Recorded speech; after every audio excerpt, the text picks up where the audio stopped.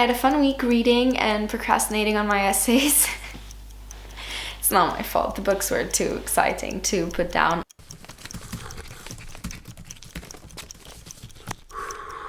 Hello everyone, welcome back. It's Louisa, thank you for being here. This week I am doing a reading challenge that I have been thinking about for a long time.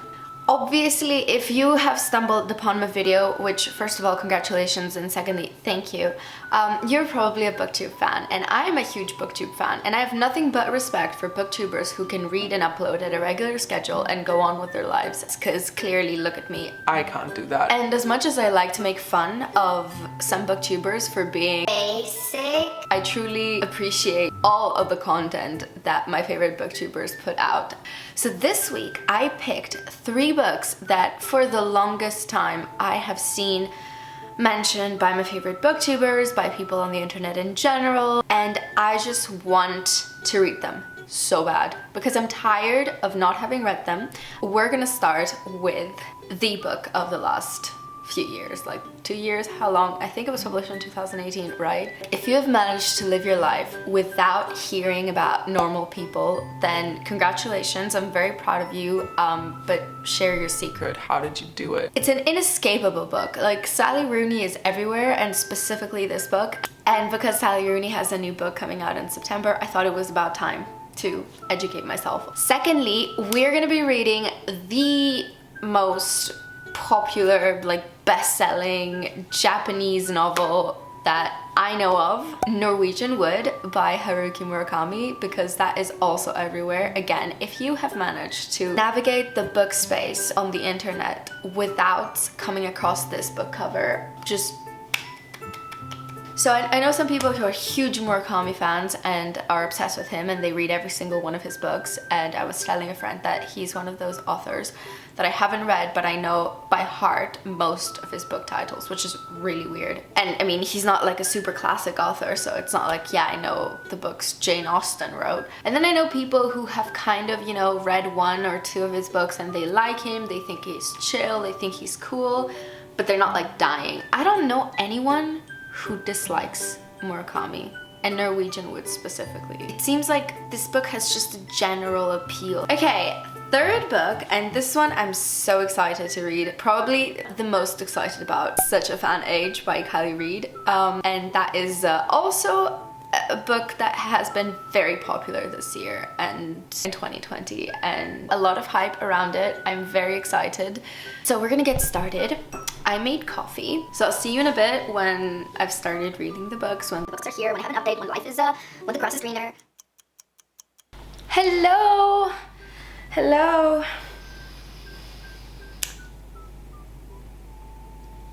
Okay, you know what? Yeah, I get it. It's a good, it's fun. It's engrossing. I don't want to stop reading. And yes, it is something that doesn't happen that often. And yes, this book is emotionally convincing. The characters are well sketched. There are some bits that I think, oh, this is a bit cheesy, this is a bit overdone. I want to stop filming because I want to read more, and I have a lot of deadlines and I don't care, I just want to read more. This is so predictable. You know, I thought I was gonna say, ah, yeah, I don't get it, or yeah, I'm too worldly for this book, or it's too new, you know, it's too popular, I'm too sophisticated. I don't care about Sally Rooney, but it's actually cool, you know? I'm so predictable. I mean, I'm happy to see that a book is hyped for good reason.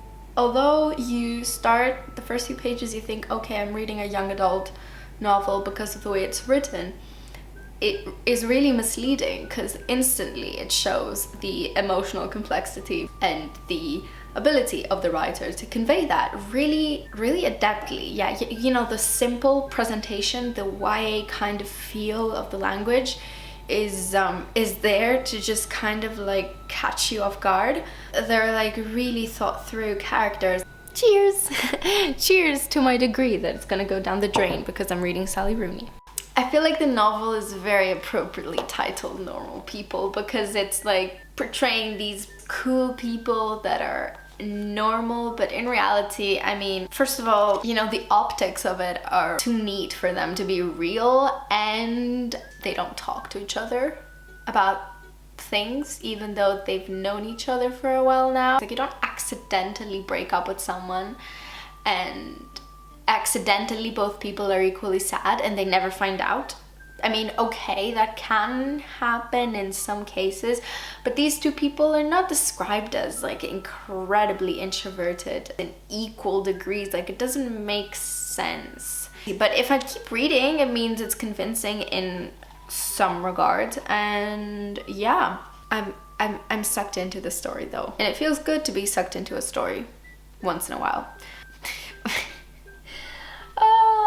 Oh, why am I so emotionally invested now in this? I think by the time I finish this, it will be really dark to film. So I don't think there's anything left to say, you know? It's just, it is what it is. I don't think I'll change my mind, although I've said that before, but the vibe, the tone, the mood is addictive because it's just emotionally engrossing and sexy and cool, and you just want to be there. You want to hear their conversations up close. You want to be Marianne, you want to be with Connell, all of that. Okay, so I've now finished Norwegian Wood. I took a small break before reviewing it, just 2 days, because I needed to gather my thoughts. The weird thing about this book is that whenever I sat down to read it, whenever I was into it, that is, I couldn't stop. It was addictive. The way that the protagonist, who is, I think, 19, 20, also narrating the story, goes around Japan as a student. He is in Tokyo, but sometimes he visits other places, kind of describing his lifestyle, and it's very enticing the way he does it, because he has this nonchalant, melancholic attitude, walking around, observing things, and it's such a Gen Z vibe, you know, just even though this is in the 80s, but you know, some things never change. In total, I read it in just a tiny amount of days, maybe 2 days, but in between those days, I just forgot about it. Like, I was able to just put it down, go live my life for a week, and then force myself to start reading it again. For a few pages I was irritated, but then once I got into the vibe, I couldn't get out of it. I don't know how this is possible. And overall, the impression it has left me is I want to read more Murakami. Another thing, before I say anything else, this is a book that you need a lot of trigger warnings for. In this video, I'm not spoiling anything, obviously, but just in general, if you go into reading this, a lot of trigger warnings, Like, it's pretty heavy on some topics, so just keep that in mind. If you're depressed, I would say don't read this book. At least, you know, wait until you feel a bit better and read this book. Another thing I would say is that even though a lot of the intellectual vibes you get from the character and his friends and people he meets, and a lot of the conversations are very much kind of pretentious in many ways, but somehow it works, because even though for most of the book it feels like life is examined at a surface level, there are some moments in those conversations between characters where really interesting thoughts are expressed about what it means to be human, how one deals with their emotions. There is a sudden burst of something profound, and I'm aware of how pretentious the word profound sounds, but I didn't have a better word right now in my head. And it surprises you because everything else is pretty, you know, pretty plain, pretty surface level, not in a bad way. It's just, you read the book and you kind of get the vibe of life. I was discussing this with a friend of mine, and I think that it's actually really valuable. We don't just go around with the constant realization that, yeah, this is another day of the limited days that I have in this life where I can breathe oxygen and walk and think and feel. So it's normal not to feel and not to think that all the time. But I personally really enjoy when a book kind of clicks, brings me back into that attitude, acts as a little tiny alarm, waking up my brain to that, and it kind of makes me want to go around and live. Like, it makes me want to taste my coffee and think, oh, I'm drinking coffee, and then walk around and breathe the air and think, I'm just gonna take a walk and have some thoughts and listen to music.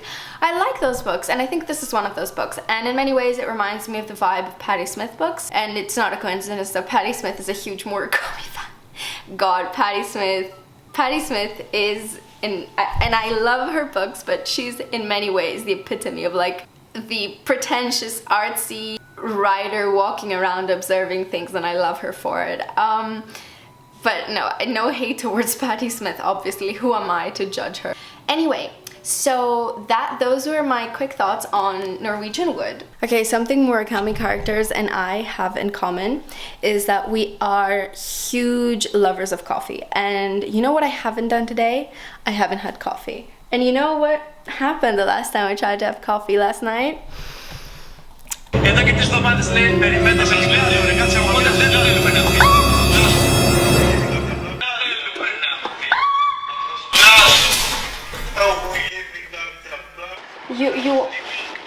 You won't believe what just happened.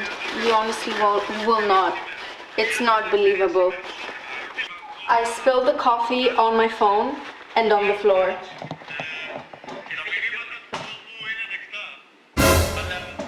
And I think my microphone is dead now. I almost killed my phone. So I'm gonna go buy coffee because I don't want to make coffee because I'm traumatized. I'll get over it. I just need caffeine. So I'm back. A couple of days ago I finished the last book in this challenge. Woo! We're done with the challenge! We did it! This is an incredible book about the dynamics of privilege, specifically white privilege, but privilege in general, because it does kind of interweave various different privileges as well into the race narrative. So what I want to say is that, first of all, 2020 was the year that I started reading more about race, and I focus on Black women specifically because it's the group, the social group, that is the least listened to, especially in an American context. But of course, because I'm saying American context because most of the books that are by Black women or about Black women that I've read so far are from American authors and set in America or about race in America. So I am focusing on America right now, but race is everywhere. Race is a topic in every society. So I don't think that we should center everything around the US. But I just want to say that especially I feel like Black women in the US are the most overlooked and underheard group of voices. And it really is something that I learned in 2020. And I'm not saying all of this to like congratulate myself or anything like that. I just want to say that it's not enough to read one book on white privilege and call it a day. I want to point it out because I feel like sometimes people read books that are about white privilege and they only talk about that aspect of the book, or they talk about it as if they're checking a box. And that kind of irritates me because this is a debut novel and it's a great debut novel, and it's crazy that someone's debut novel can be this good and sheds like such an honest light. Just puts the fucking awkward, problematic situations up front and forces you to look at them. And I think that's just so well done that it's impossible to put this book down, apart from the fact that it's very interesting and the language is great. It's so well written. And I'm very happy that this is a popular booktuber choice because a lot of booktubers are women, and I'm glad that they're reading a book by a woman, but also a lot of booktubers are white women. And so I'm glad that they're reading a book by a Black female author who is talking about white privilege, because there's no fucking way to get rid of the shitty dynamics of privilege without acknowledging it, and acknowledging it from the perspective of the people who have the privilege. Such real characters as well. It's quite... None of the characters is very likable, but they're all so real that just... So yeah, I'm happy to announce that this challenge has led me to add another book to one of my favorite book lists, which is the recommended to everyone category. And I wouldn't put the other two books of this challenge into that list, but this one does go there because it's so good. This completes our challenge. We're ready for a wrap up. What are the conclusions from reading these three super popular booktuber choices in 1 week, and what exactly do I think this says about booktube, which, I mean, come on, we have kind of gotten the idea. They're all very addictive, they're all very exciting to read. I'm very happy that I liked all 3 of the books a lot, and that I liked the 2 books by women a lot more than than the Murakami book. But not that Murakami isn't great, but he does have a tendency to talk about women in ways that are so stereotypically, oh, I'm a male writer describing my fantasy of the stereotype of a depressed girl or the manic pixie dream girl, or so, you know, it's like, okay, good for you, I'm happy for you, and you can do that.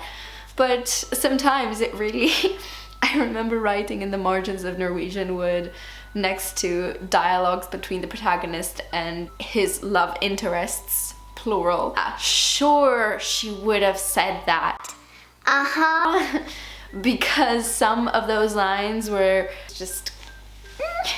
sometimes I cringed, but I mean, it was published in the 80s. Also, I'd say all 3 books, very sexy books, guys. If you're looking for some steamy reads, I'd say Norwegian Wood and Normal People, good choices if you're a 20-something, because both of them are like all 3 of them are very 20-something energy. They're not books that would appeal to a much older audience. Such a Fun Age would, actually. The other 2 a bit less. But it's really, yeah, like, I mean, there's a lot on the internet about Murakami and how he writes bad sex scenes. I haven't looked into that, but I'm assuming it has to do with his male perspective, how they're not very realistic from the female side. What have we learned? We've learned that women booktubers like reading cool books by women and also by men if they're steamy and talk about good food and good music. Revolutionary findings. So yeah, so that's the only thing that I can say they truly have in common. It's a few days later, a lot of coffee, a lot of procrastination. All of these 3 books are very addictive. They have that kind of can't put the book down factor.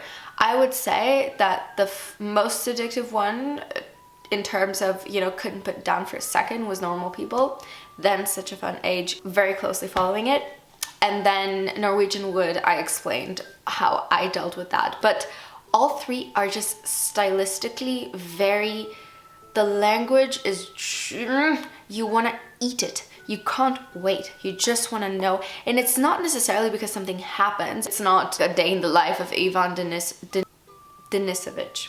But I know for a lot of people, they're not plot driven at all.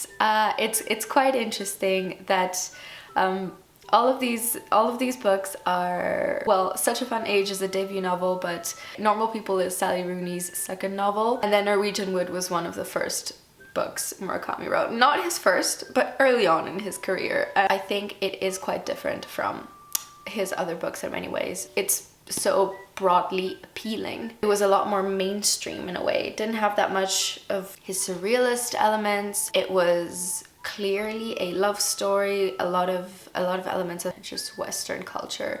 So, well, now, I don't want to gush about Such a Fun Age any more than I already have. Apart from it being addictive and how much I enjoyed reading it and how much I couldn't put it down, which was also the case with Normal People and to a certain extent Norwegian Wood, I actually feel like I've grown as a human being.